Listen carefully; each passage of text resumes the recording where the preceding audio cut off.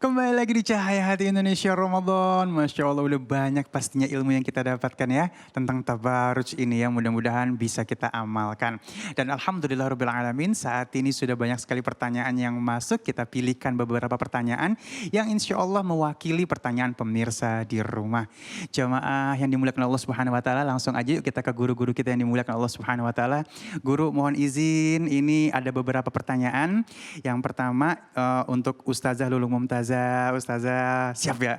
Insya Allah. Insya Allah, aneh senang banget dah. Deg-degan aneh kalau ditanya. Ya Allah, kayak ujian. Iya, iya. Ya, kalau kita posting foto, aduh ini aku ulangin ya. Kalau kita posting foto atau video di sosial media atau sosmed, biar bisa eksis dan senang kalau banyak yang nge-like. Apakah itu termasuk tabaruj? Di sini dari @selilsa, artinya mungkin perempuan. Perempuan, ini pasti masalahnya perempuan nih. Posting foto, pemirsa, bismillahirrahmanirrahim ya. Posting foto sama posting video. Banyak yang nge-like, kita senang. Manusiawi sih kalau kita senang. Terus kagak ada nge-like, kita sedih, manusiawi. Masalahnya, boleh apa kagak? Kalau ngomongin boleh, tergantung videonya video apa. Sekarang nih maaf ya kan, kita punya teman Kori dan Koria. Dia posting video tentang ngaji. Tadi dia ajarin kita tuh namanya ngajinya begini. Banyak yang nge-like, senang dong, happy dong. Namanya juga kita manusia. Ya kan, butuh yang namanya like tadi. Tapi kalau yang diposting maaf, yang gak pantas, yang gak terpuji. Nah ini. Jadi kadang-kadang dalam kita memposting kembali lagi niatnya untuk apa. Kalau untuk syiar, untuk dakwah monggo. Kalau dibilang kagak boleh lah. Kita sekarang duduk di mari nih. Ntar ada postingan kita juga ya kan. Kembali lagi innamal amalu biniat. Yang kedua misalnya ada orang yang baru berhijab. Dia tutorial hijab deh tuh ya. Kita ambil baiknya. Walaupun apapun yang terjadi kadang kebaikan itu ada aja yang namanya pendengkinya. Ya kan. Wa ainurido angkuli aibin kalilatin. Orang kalau dia cinta sama kita dia redo, segala aib itu ketutup. Tapi kalau orang udah yang namanya benci, suhti ya, udah suhtun kita udah benci banget. Tuh bedil masawiyah, apapun kebaikan kita kagak pernah dilihat. Jadi ketika kita posting innamal amalu biniat, insya Allah diberikan kebaikan oleh Allah. Kalau niatnya misalnya jelek, insya Allah Allah juga kasih balasannya jelek. Kembali lagi kepada diri kita. Mudah-mudahan apakah disebut dengan tabarruj? Balik lagi, dia posting apa dulu.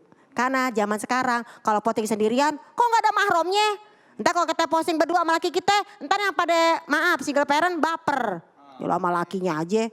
Kalau dia berdua anaknya mana? Terus sama anaknya sombong amat. Emang kadang serba salah. Jadi innamal amalu biniat begitu. Posting makanan aja jadi masalah. Ini bulan Ramadan jangan posting makanan. Ya kan.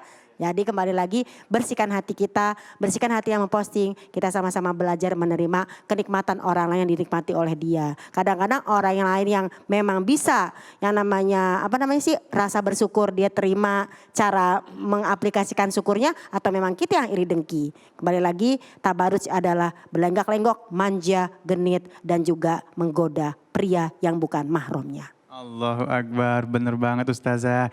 Makanya kadang-kadang kalau misalnya kita nge-post ya sesuatu, bacain sholawat. Sebelum di-post bismillahirrahmanirrahim, mudah-mudahan orang prasangka baik, ceklik. Nah baru kita post ya. Kalau nggak sholawatin sebelum di-post Allahumma sholli Muhammad mau ceklik, insya Allah jadi baik ya mudah-mudahan. Akan kalau misalnya ada yang jelek-jelek kita baca aja ayat kursi. Ya Allah panjang. Baik, alhamdulillah kita masuk ke dalam pertanyaan yang kedua. Mohon izin guruku Al-Ustadz Fahmi Salim, Masya Allah ya. Ini dari @Kalisahmad ya. Maafin kalau salah ya bacanya ya. Ini soalnya tulisannya seperti ini. Kalisahmad. Pertanyaannya, suami saya sering minta saya untuk berdandan. Ketika berpergian keluar dengannya. Oh nggak keluar nih ya. Dan terkadang saya menarik perhatian orang lain. Oh cantik ya. Bagaimana baiknya saya harus menyikapi hal ini? Subhanallah ya. Ini pertanyaan penting banget dan ini dihadapi oleh banyak pasangan, terutama ibu-ibu muda. Iya, kalau ibu-ibu tua kagak ada tertariknya bos, iya kan? Nah pemirsa yang dirahmati Allah Subhanahu Wa Taala, bolehkah kita mentaati perintah suami? Satu, mentaati atau mengikuti ajakan atau perintah suami itu dalam ajaran Islam adalah kewajiban, ya terutama. Kalau perintahnya ajakan itu adalah sesuatu yang ma'ruf, sesuatu yang baik, yang masyru' sesuai dengan syariat Islam, boleh, bahkan wajib. Ya, dan secara umum memang namanya istri ya mesti taat ikut perintah suami. Tapi dalam batasan yang ma'ruf. Kalau suami menyuruh istrinya ya dengan perintah yang bertentangan dengan syariat Islam, nah ini baru dia tidak boleh mengikuti perintah suaminya. Sama seperti halnya ayat tentang perintah orang tua atau anak kepada orang tua, apakah boleh mengikuti orang tuanya? Kalau enggak bagus, enggak. Tidak perlu mengikuti orang tua. Nah, itu pertama. Jadi kita lihat. Nah, sekarang persoalannya, apakah perintah atau permintaan itu sesuai dengan syariat atau tidak?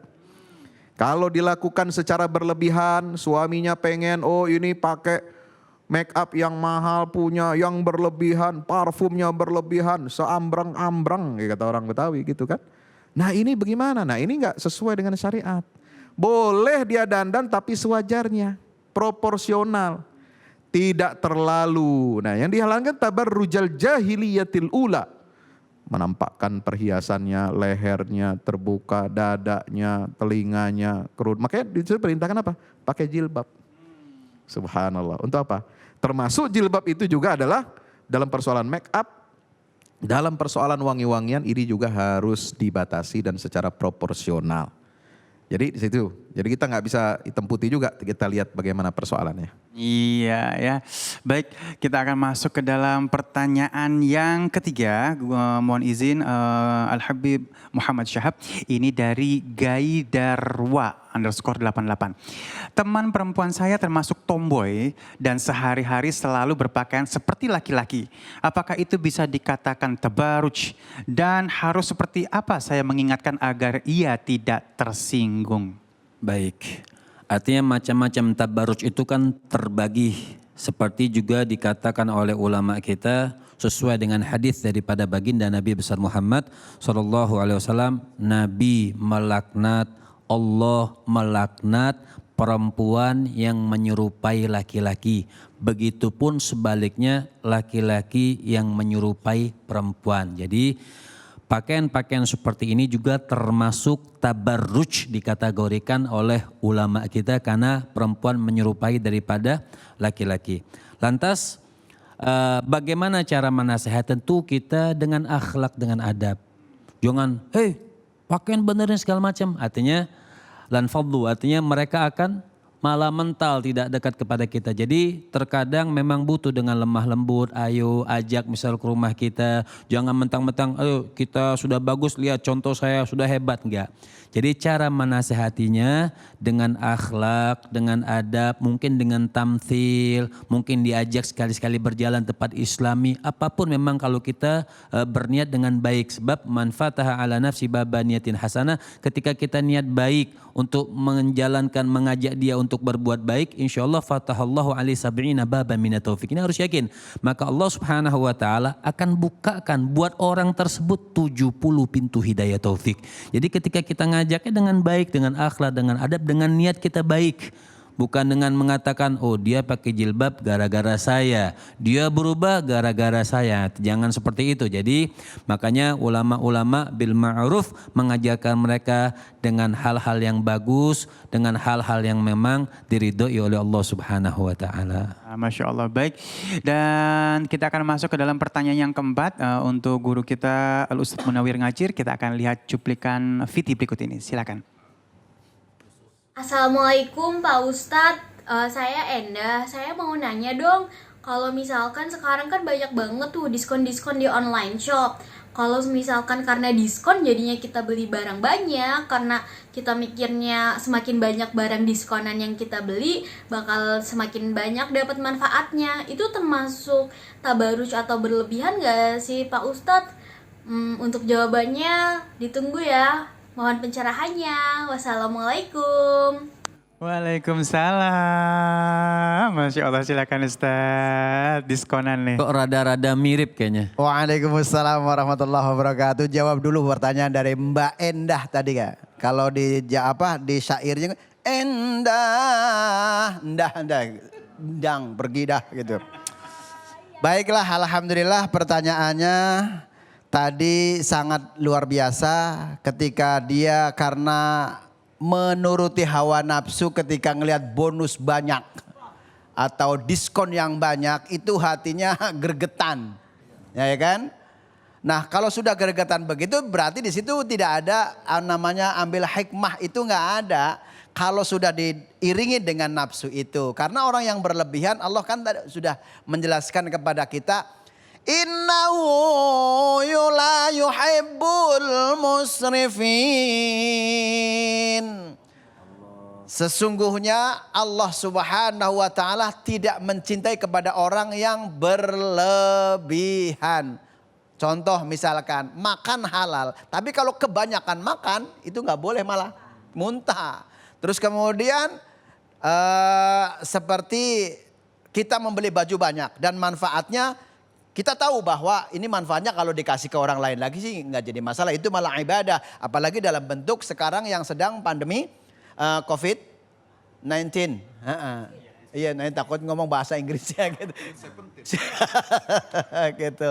Masya Allah, luar biasa. Nah, tentunya ketika kita mau belanja, tentunya ngukur kadar kita manfaat atau tidak. Kalau nggak manfaat berarti sama saja mengikuti hawa nafsu dan ngikutin jejaknya syaitan. Mudah-mudahan ini menjadikan tamsil buat kita, tetangga kanan kiri, dan kemudian semampunya, jangan sampai melebihi dari budget kita, insya Allah. Baik, terima kasih guru-guru yang dimuliakan oleh Allah Subhanahu wa taala. Sesaat lagi kita akan berdoa bersama. Tetap bersama kami di Cahaya Hati Indonesia Ramadan.